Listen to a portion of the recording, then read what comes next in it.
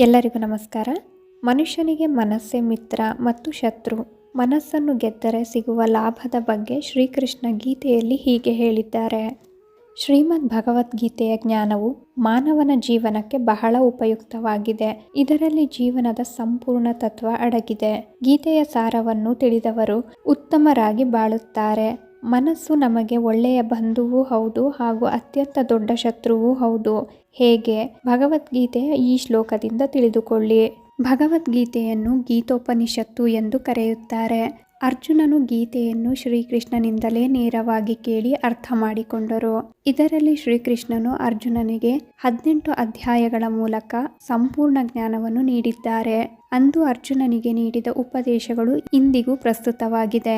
ಮನುಷ್ಯನಿಗೆ ಸರಿಯಾದ ಮಾರ್ಗವನ್ನು ತೋರಿಸುವ ಗೀತೆಯನ್ನು ಜೀವನದಲ್ಲಿ ಅಳವಡಿಸಿಕೊಳ್ಳುವುದರಿಂದ ಪ್ರಗತಿಯನ್ನು ಹೊಂದಬಹುದಾಗಿದೆ. ಇದು ಮನುಷ್ಯನಿಗೆ ಹೇಗೆ ಬದುಕಬೇಕು ಎಂಬುದನ್ನು ಕಲಿಸುವ ಏಕೈಕ ಗ್ರಂಥವಾಗಿದೆ.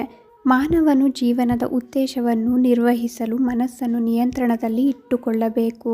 ಇಲ್ಲದಿದ್ದರೆ ಅದು ಮಾನವನಿಗೆ ದೊಡ್ಡ ಶತ್ರುವಾಗುತ್ತದೆ. ಶ್ರೀಕೃಷ್ಣನು ಮನಸ್ಸನ್ನು ಗೆಲ್ಲುವುದರಿಂದ ಅದು ಹೇಗೆ ನಮಗೆ ಬಂಧುವಾಗುತ್ತದೆ ಎಂದು ಈ ಶ್ಲೋಕದ ಮೂಲಕ ಹೇಳಿದ್ದಾರೆ. ಬಂಧುರಾತ್ಮಾತ್ಮನಸ್ತಸ್ಯ ಏನಾತ್ಮವಾತ್ಮನ ಜಿತಃ ಅನಾತ್ಮನಸ್ತು ಶತ್ರುತ್ವ ವಾರ್ತೆ ತಾವ ಶತ್ರುವತ್. ಅರ್ಥ: ಯಾರು ಮನಸ್ಸನ್ನು ಗೆದ್ದಿದ್ದಾರೋ ಅವರಿಗೆ ಮನಸ್ಸೇ ಅತ್ಯಂತ ಒಳ್ಳೆಯ ಮಿತ್ರ ಅಥವಾ ಬಂಧುವಾಗುತ್ತದೆ. ಆದರೆ ಹಾಗೆ ಮಾಡದಿರುವವನಿಗೆ ಅವರ ಮನಸ್ಸೇ ಅತ್ಯಂತ ದೊಡ್ಡ ಶತ್ರುವಾಗುತ್ತದೆ. ಪ್ರತಿಯೊಬ್ಬ ವ್ಯಕ್ತಿಯು ತನ್ನ ಭಾವನೆಗಳಿಗಿಂತ ತನ್ನನ್ನು ತಾನು ಬಲವಾಗಿರಿಸಿಕೊಳ್ಳಲು ಪ್ರಯತ್ನಿಸಬೇಕು ಎಂದು ಶ್ರೀಕೃಷ್ಣನು ಗೀತೆಯಲ್ಲಿ ಹೇಳುತ್ತಾರೆ. ಇಲ್ಲದಿದ್ದರೆ ಅವರು ಜೀವನದ ಪ್ರತಿ ಹಂತದಲ್ಲೂ ಸೋಲುತ್ತಾರೆ. ಸರಳವಾಗಿ ಮತ್ತು ನೇರವಾಗಿ ಮಾತನಾಡುವವರು ಕಟುವಾದ ಮಾತುಗಳನ್ನು ಹೊಂದಿರಬಹುದು, ಆದರೆ ಅವರು ಯಾರಿಗೂ ಮೋಸ ಮಾಡುವುದಿಲ್ಲ ಎಂದು ಭಗವದ್ಗೀತೆಯಲ್ಲಿ ಶ್ರೀಕೃಷ್ಣನು ಹೇಳಿದ್ದಾರೆ.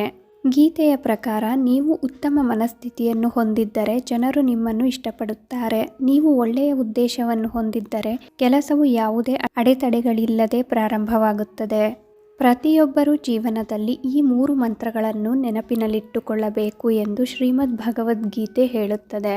ಸಂತೋಷದಲ್ಲಿರುವಾಗ ಯಾವುದೇ ಭರವಸೆಗಳನ್ನು ನೀಡಬೇಡಿ, ಕೋಪದಲ್ಲಿ ಎಂದೂ ಉತ್ತರಿಸಬೇಡಿ ಮತ್ತು ದುಃಖದಲ್ಲಿ ಯಾವುದೇ ನಿರ್ಧಾರಗಳನ್ನು ತೆಗೆದುಕೊಳ್ಳಬೇಡಿ. ಶ್ರೀಕೃಷ್ಣನು ಕೋಪವು ಕೆಟ್ಟದ್ದಾಗಿದೆ, ಆದರೆ ಅದನ್ನು ಎಲ್ಲಿ ಅಗತ್ಯವಿದೆಯೋ ಅಲ್ಲಿ ತೋರಿಸಬೇಕೆಂದು ಹೇಳುತ್ತಾರೆ. ಇಲ್ಲದಿದ್ದರೆ ತಪ್ಪು ಮಾಡಿದವನಿಗೆ ತಾನು ತಪ್ಪು ಮಾಡುತ್ತಿದ್ದೇನೆ ಎಂದು ತಿಳಿಯುವುದಿಲ್ಲ. ಅಂತಹ ಪರಿಸ್ಥಿತಿಯಲ್ಲಿ ಅವನು ಯಾವಾಗಲೂ ನಿನ್ನನ್ನು ಕೆಟ್ಟದಾಗಿಯೇ ನಡೆಸಿಕೊಳ್ಳುತ್ತಾನೆ. ನಮ್ಮ ಹಣೆಬರಹವು ನಮ್ಮ ಹಿಂದಿನ ಕರ್ಮದ ಫಲ ಎಂದು ಗೀತೆಯಲ್ಲಿ ಬರೆಯಲಾಗಿದೆ.